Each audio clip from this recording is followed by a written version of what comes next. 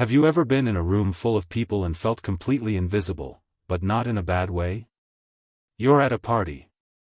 Conversations overlap. Someone is telling a loud story about their vacation. Someone else is debating politics near the snacks. And there you are, leaning against the wall, sipping your drink, watching. You notice who keeps interrupting. Who laughs too hard. Who looks uncomfortable but smiles anyway. You catch the micro-expressions. The subtle shifts in tone.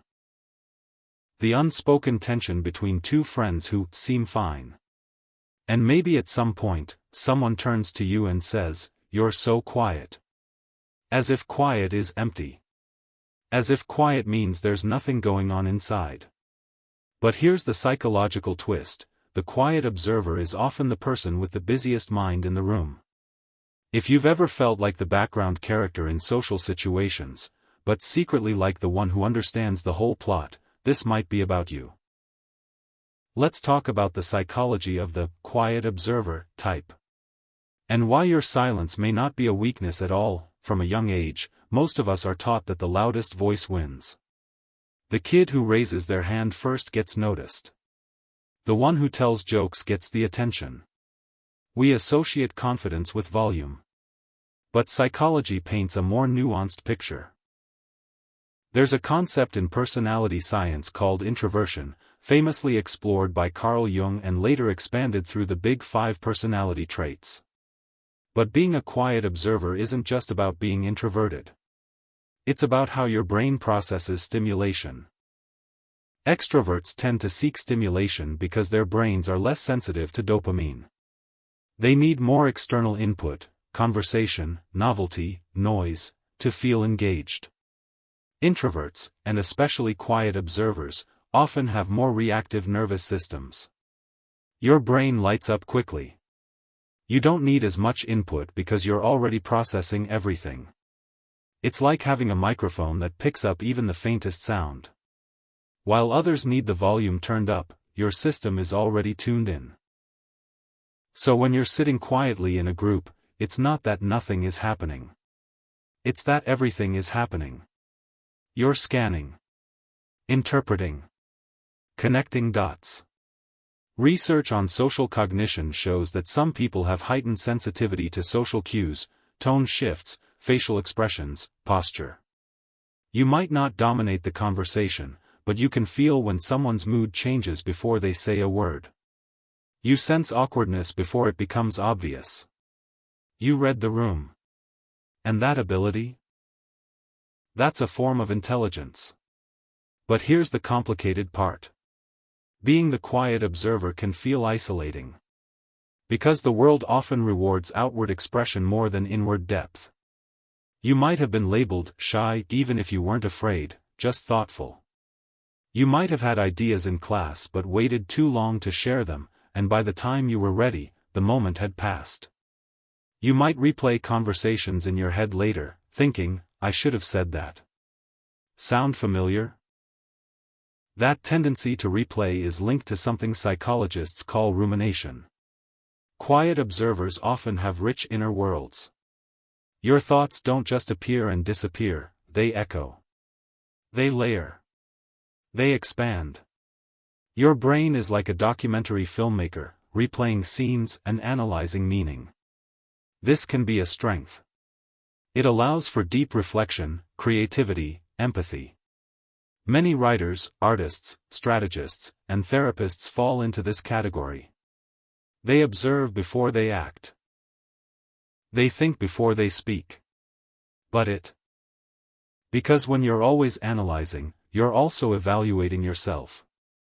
Did I sound weird? Why did they look at me like that? Should I have spoken up? Your brain, which is so good at reading others, sometimes turns that microscope inward. Neuroscience offers an interesting insight here. Quiet observers often rely heavily on what's called the default mode network, the brain system involved in self-reflection, imagination, and perspective-taking. This network activates when you're not focused on external tasks. It's the system that lights up when you daydream, reflect, or imagine future scenarios. In other words, your brain doesn't just experience life. It contemplates it. That's why you might feel deeply moved by small moments. A glance. A song lyric. A subtle change in someone's voice. While others move on quickly, you linger. You extract meaning. You don't just see the surface. You see the subtext. And yet, because you're not always broadcasting your thoughts, people may underestimate you. There's a phenomenon in social psychology called the illusion of transparency. We assume others can see what we're thinking or feeling. But they can't. So while your mind may be alive with insight, to someone else, you just look quiet. That disconnect can create frustration.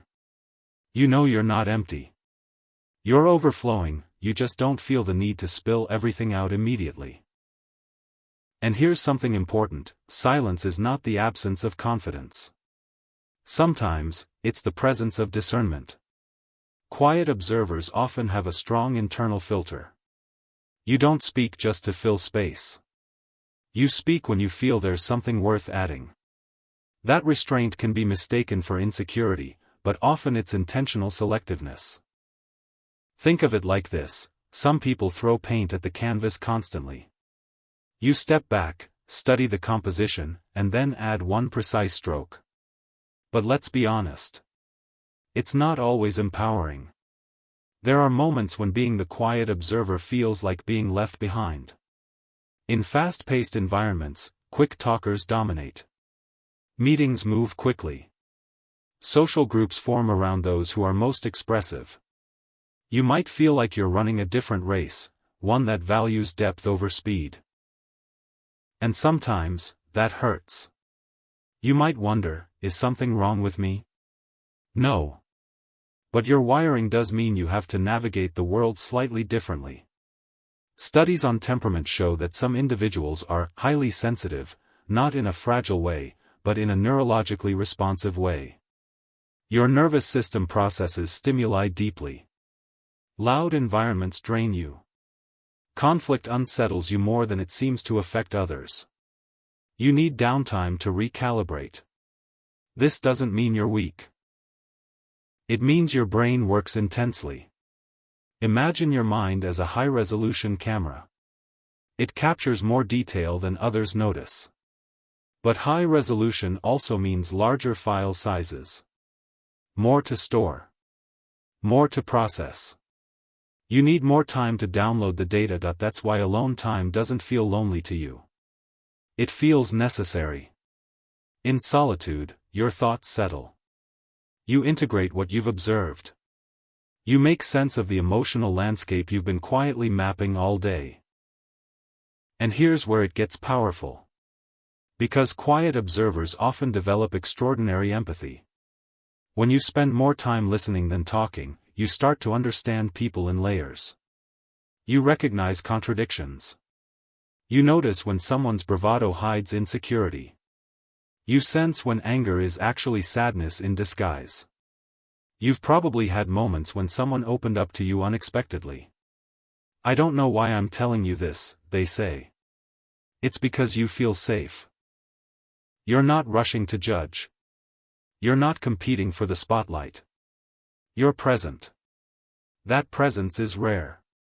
But you might struggle with one key challenge: visibility. In a culture that celebrates bold self-promotion, quiet competence can go unnoticed. Your insights might stay internal. Your ideas might stay half-formed in your head. And sometimes, you might resent those who seem effortlessly expressive. Here's the shift. Being a quiet observer doesn't mean staying silent forever. It means choosing your moments. Confidence for you may not look like dominating a room. It may look like speaking once, and having everyone listen because what you say is thoughtful and precise. The goal isn't to become louder. It's to become more comfortable being seen. And that starts with understanding that your temperament is not a flaw to fix. It's a lens. History is full of quiet observers who changed the world, not by shouting first, but by understanding deeply. Think of scientists who spent years studying patterns no one else noticed. Writers who captured the human condition because they had spent a lifetime watching it unfold. Your strength is pattern recognition. You see dynamics. You anticipate outcomes. You notice inconsistencies. You may not always be the main character in the social scene. But you often understand the story better than anyone else. The key is balance. If you stay only in observation mode, life can pass you by. Watching is powerful. Participating is transformative. So maybe the question isn't, are you too quiet?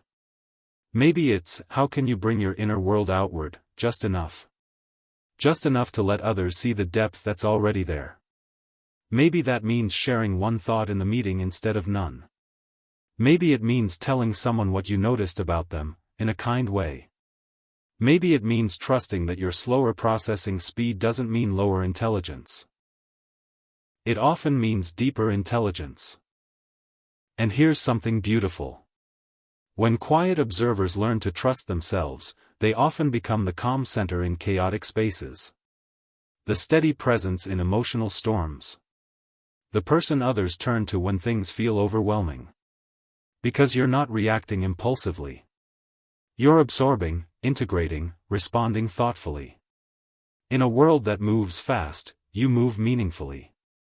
So if you've ever felt like the quiet one, maybe it's time to reframe that identity. You're not the side character. You're the analyst. The empath. The strategist. The depth diver in a surface-level world. And yes, sometimes you'll still feel misunderstood. Sometimes people will mistake your silence for disinterest.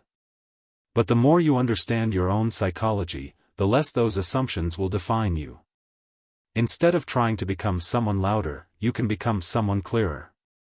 Clear about your strengths. Clear about your needs for solitude.